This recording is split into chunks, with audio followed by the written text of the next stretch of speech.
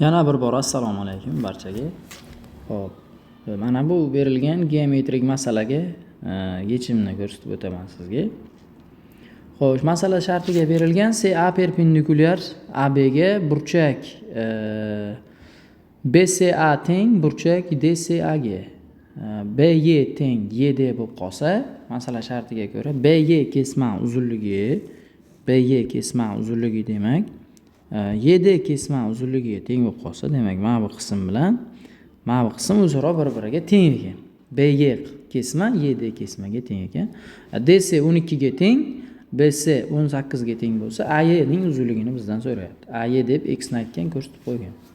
Demak, yechish tartibi quyidagicha. Yaxshilab masalani yechim usuliga yaxshilab qarab olasiz va biror narsani o'rganib olasiz.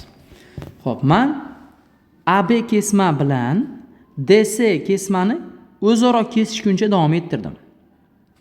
O'zaro kesishguncha davom ettirdik. Va ular qanaqadir tepada qandaydir bir T nuqtada o'zaro kesishsin. Tushunarli? Endi diqqat bilan qarasangiz, uchburchak BST uchburchagimiz nima bo'lib qoldi? Teng yonli. Teng yonli ekanligini ikki so'z bilan isbotlab ketaman. Xo'sh, C'dan tushgan CA perpendikulyar balandlik bo'lyapti va ana bu burchagimiz bir-biriga o'zaro teng bo'lyapti. Ya'ni uchburchakda ham bir uchidan tushgan kesmamiz ham balandlik ham bisektor hissa bo'lsa, bu uchburchak teng yonli uchburchak deyiladi. Teng yonli uchburchak ekanligidan BC uzunlik qancha bo'lsa, CT uzunligi ham xuddi shunchaga teng, ya'ni 18 ga teng.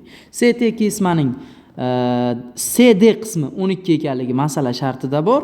Demak, tepasi DT qismi esa 6 ga teng ekan. Tushunarli?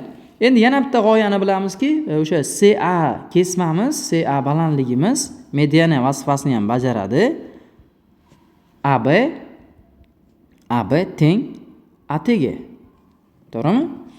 Yana nima? DE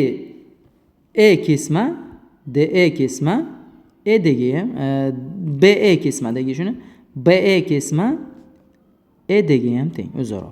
Bundan kelib chiqadiki, o'quvchilar, X o'rta chiziq bo'lib qoladi yoki AY o'rta chiziq bo'lib qoladi. AY o'rta chiziq. Ya'ni yon tomonlarni o'rtalanib tashtiruvchi kesma o'rta chiziq bo'lib qoladi. X topsangiz bo'ldi. 6/2.